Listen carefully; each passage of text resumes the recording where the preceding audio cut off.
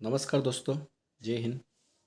पिछली कक्षा में हम विलोपन और प्रतिस्थापन विधि से जो क्वेश्चन है उनको एलिमिनेशन और सब्स्टिट्यूशन मेथड से सवाल करना सीखे थे। लेकिन बहुत सारे बच्चे ऐसे हैं कि पढ़ाने के बाद भी वो सवाल समझ में नहीं आ रहे या फिर उत्तर गलत आ रहे हैं। तो आज हम विलोपन और प्रतिस्थापन विधि के जो बेसिक्स हैं, बेसिक के बारे में, बेसिक मतलब आधार, जो उसकी मिनिमम चीज़ है जो याद होना ही चाहिए कि सवाल उनसे ही बनेंगे।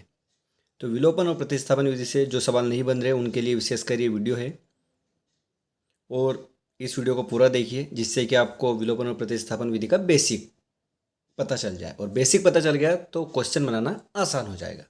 सबसे पहले बात यह है कि जब जैसे अपना कोई सा भी समीकरण रहता है कि 2x + 4y बराबर 5 और x - y बराबर 7, माना कि ये समीकरण मान लेते हैं कि समीकरण 1 समीकरण 2। और इसमें बेसिक बात ये है कि जो ये x है, जो चर है अपने x और y, तो ये अलग अलग है। मतलब x का अलग मान है, y का अलग मान। ऐसा नहीं कि x को y में मिक्स कर दिया, y को x में मिक्स कर दिया, दोनों अलग अलग चीज़ है। तो बेसिक ये है इसमें कि x को अलग करना है, y को अलग करना है, इनको अलग अलग लेके चलना है। ये तो हो गया पहला बेसिक। बेसिक अपना क्या है कि x और y अलग अलग है, ये दोनों अलग अलग है। रही बात दूसरी विलोपन और प्रतिस्थापन विधि में इनके चिन्ह मतलब कि प्लस और माइनस, ये बहुत ज़्यादा इंपॉर्टेंट है। प्लस और माइनस, इन सवालों को हल करने, क्योंकि प्लस की जगह माइनस और माइनस की जगह अगर प्लस कर दिया तो सारा सवाल ही बिगड़ जाएगा और उत्तर नहीं आएगा। तो सबसे पहली बात यह है कि प्लस और माइनस का ध्यान रखना है। माइनस का कैसे कि जब जैसे सवाल है कि 2x + y बराबर 5, ये समीकरण है। इस समीकरण को जब हल करते हैं प्रतिस्थापन विधि के लिए कि अपने को y का मान निकालना है, तो y बराबर 5 - 2x। अब ये 2x यहाँ पे प्लस में था, ये माइनस कैसे हो गया? तो इसकी एक बेहद ज़रूरी जो चीज़ है वो ये है कि जब बराबर के इधर बात करें, जब कोई संख्या प्लस में है तो बराबर के उधर जाती है तो वो हो जाती है माइनस में, और कोई माइनस की संख्या है वो बराबर के इधर जाएगी तो वो हो जाएगी प्लस में, और प्लस वाली हो जाएगी माइनस में। जैसे कि ये 2x है, अगर इसके आगे कोई भी चिन्ह नहीं लगा है इसका मतलब वो संख्या प्लस की होती है। जैसे 1 2 3 4, इनके आगे कुछ भी नहीं लगा मतलब कि ये ऑलरेडी +1 +2 +3 +4 है। और अगर जब -1 -2 -3 -4, तो उनके आगे माइनस लगा रहेगा, माइनस की संख्या। लेकिन प्लस के लिए कोई चिन्ह की जरूरत नहीं होती है। तो बराबर के उधर जाएगा तो माइनस हो जाएगा, और बराबर के उधर माइनस आएगा तो ये प्लस हो जाएगा। इसका विशेष कर ध्यान रखना, ये समझना है, समझने वाली चीज़ है, रटना बिल्कुल नहीं है। समझना है कि जो प्लस वाली संख्या है वो बराबर के इधर जाएगी तो माइनस में हो जाएगी, और जो माइनस वाली संख्या है वो प्लस में आ जाएगी। ये तो हो गई चिन्ह की बात। तो यहाँ पे दूसरी चीज़ लिख देते हैं अपन, ये अपन लिख लेते हैं पहली, x y अलग है। और नंबर दूसरी बात, चिन्हों का ध्यान रखना है। नंबर 3 वाली बात है, नंबर 3 भी बहुत ज़रूरी है। जैसे कि 2x + y बराबर 5, ये समीकरण दिया हुआ है। तो जो चर का मान है, चर का मान तो कुछ भी हो सकता है क्योंकि सवाल को हल करेंगे जब पता पड़ेगा। लेकिन x के आगे जो लिखा रहता है, जैसे x का आगे 2 लिखा है तो इसका मतलब ये +2 है। और इसी की जगह ये होता कि -2x + y बराबर 4, तो x का जो आगे संख्या उसको -2 लिखते हैं। और दूसरी बात, अगर जैसे अपन y है तो y आगे कुछ भी नहीं लिखा है, इसका मतलब ऑलरेडी 1 होता है। ये कैसे?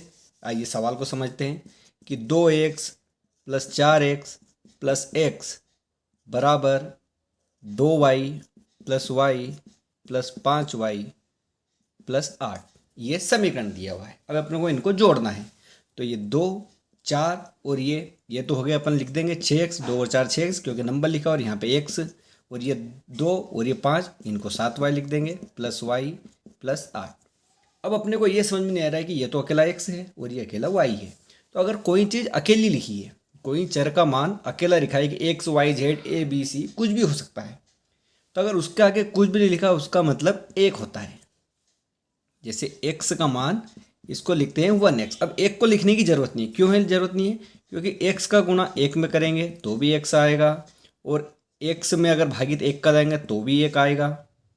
लेकिन प्लस और माइनस में अलग चीज़ हो जाती है, लेकिन गुणा और भाग में एक को नहीं लिखा जाता है। जैसे कि x बटा एक बराबर x, ये एक ही बात है कि x बटा एक का भाग x में देंगे तो x बार जाएगा। और ऐसे गुणा का है कि x गुणित एक बराबर x, क्योंकि एक का गुणा x में करेंगे तो x ही आ जाएगा। तो ये विशेष का ध्यान रखें कि एक्स वाई का आगे कुछ भी नहीं लिखा उसका मतलब एक है। तो ये 6x है और ये 1x, तो ये हो जाएंगे 7x बराबर ये 7y और ये 1y, तो ये हो जाएंगे 8y प्लस में 8। इसको हल कर देंगे तो ये आ जाएगा 7x, और वही चिन्हों का ध्यान, ये प्लस की संख्या बराबर के उधर जाएगी तो काय में आ जाएगी माइनस में, और ये 8 प्लस के बराबर के उधर जाएंगे तो माइनस के 8 बराबर में 0। ये अपना समीकरण होगा। इसको आप समझ गए होंगे। कहने का मतलब इतना है कि x और y के आगे अगर कुछ नहीं लिखा है तो उसका मतलब एक होता है कि ये 2 बार x है, ये 4 बार x है और ये 1 बार है। अब एक बार को एक लिखने की जरूरत नहीं है, तो इसका भी विशेष ध्यान रखें। तीसरी जो बात है, तीसरी बात यह है गुणा। गुणा का आएगा चिन्हों का गुणा। चिन्हों का गुणा, अब चिन्ह अपने को पता है एक प्लस होता है एक माइनस होता है। अब इनका गुणा मतलब इंटू। इंटू मतलब कि अगर जैसे ये 2 है गुणित 2 है बराबर क्या होगा 4। और अभी आपको बताया कि किसी संख्या के आगे कोई चिन्ह नहीं, मतलब ये प्लस में है तो ये भी प्लस में होगा और प्लस को लिखने की ज़रूरत नहीं है। लेकिन इसकी जगह -2 गुणित -2 कर दिया जाए तो क्या होगा, तो भी 4 होगा। और ये 4 कैसे हो गया कि माइनस माइनस कहाँ गया, तो उसी को समझने का प्रयास करते हैं हम कि जब चिन्हों का गुणा होता है, चिन्हों का जैसे प्लस का गुणा प्लस में करा तो ये प्लस ही होगी वो संख्या, माइनस का गुणा माइनस से करा तो भी प्लस हो जाएगी। इनको एग्जाम्पल के लिए भी समझेंगे हम। और माइनस का गुणा प्लस से करा तो ये होगा माइनस, और प्लस का गुणा माइनस से करा तो ये होगा माइनस। अब इनको उदाहरण से समझते हैं।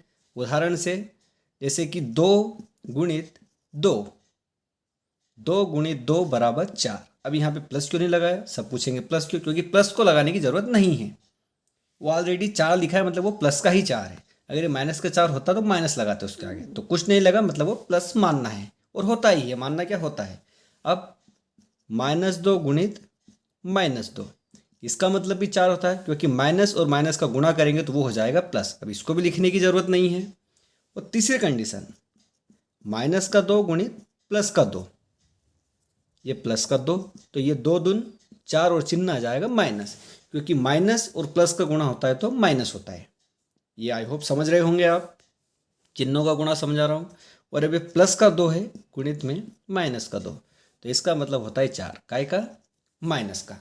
तो ये बात आपको विशेष कर ध्यान रखनी है कि वो तो चिन्हों को बता दिया था कि प्लस बराबर के उधर जाएगा तो माइनस, और माइनस बराबर के उधर जाएगा तो प्लस, ये उधर जाने पर। लेकिन चिन्हों का गुणा किया जाए कि जैसे x इंटू एक्स, तो ये हो जाएगा x², और x गुणित -x दिया हो तो एक माइनस का एक प्लस का किया हो जाएगा माइनस, और x² तो होगा। लेकिन दूसरी से कंडीशन है -x गुणित x, इसका मतलब भी माइनस का x², और x गुणित ये माइनस में है दोनों तो इसका हो जाएगा x², क्योंकि माइनस माइनस का गुणा करेंगे तो ये प्लस हो गया, और प्लस को लिखने की ज़रूरत नहीं है, ये आपको मैं पहले ही समझा चुका हूँ। तो ये चिन्हों का विशेष ध्यान रखना है कि प्लस और प्लस का गुणा करेंगे तो प्लस आएगा, माइनस और माइनस का गुणा करेंगे तो प्लस आएगा, और माइनस और प्लस का गुणा करा तो माइनस आएगा, और प्लस और माइनस का गुणा करा तो भी माइनस आएगा। तो ये विलोपन और प्रतिस्थापन विधि के लिए सबसे ज़्यादा जरूरी और बेसिक चीज़ें जो आपको समझाई है कि नंबर 3 वही है चिन्हों का ध्यान। चिन्हों का ध्यान प्लस और माइनस वाला, एक्स और वाई अलग अलग चीज़ें, कि एक्स में से एक्स ही घटेगा और वाई में से वाई घटेगा। ऐसा नहीं कि एक्स से वाई घटा, तो जैसे कि 2x लिखा है -y बराबर 4, तो 2y को x घटा दिया तो यहाँ पे x लिख दो बराबर में 4, क्योंकि x और y अलग अलग चीज़ें। हाँ, लेकिन यहाँ पे 2x - x बराबर 4 लिखा रहता, तो इसको अपन लिख सकते हैं 2x में से x गया तो x बराबर 4। क्यों? क्योंकि x x में से ही घटेगा और y में से ही घटेगा। जैसे 2x minus x plus 2x बराबर जीरो या फिर यहाँ पे 4 लिखा है, और 4y plus Y minus 3y बराबर 3। तो अब इनको घटाएंगे तो 4 प्लस का 2 प्लस का 6 प्लस का, तो इसको लिख देंगे 6x माइनस में x और x 2x और इसको 4y और एक y 5y माइनस में 3y, 6x में से 2x गए तो 4x, 5y में से ये 2y बराबर में 4 है और बराबर में 9 है। ये समझ गए होंगे आप। तो x का x में ही गुणा भी होगा, x का x में घटेगा, x से x में जुड़ेगा। तो ये विलोपन और प्रतिस्थापन विधि के लिए जो बेसिक चीज़ें हैं उसको आपको जानकारी देके समझाया है। इनको आप विशेषकर ध्यान रखें कि कैसे करना है सवाल को, चिन्हों का और बेसिक चीज़ों का ध्यान रखना है। जब तक के लिए धन्यवाद। और विलोपन और प्रतिस्थापन विधि को और अच्छे से समझने के लिए जो पिछले वीडियो हैं उनको दोबारा देखें। वीडियो पसंद आया हो तो वीडियो को लाइक करें, चैनल को सब्सक्राइब करें और ज़्यादा से ज़्यादा लोगों को भेजें कि जिनको जानकारी नहीं है उनको जानकारी हो जाए। धन्यवाद। जय हिंद।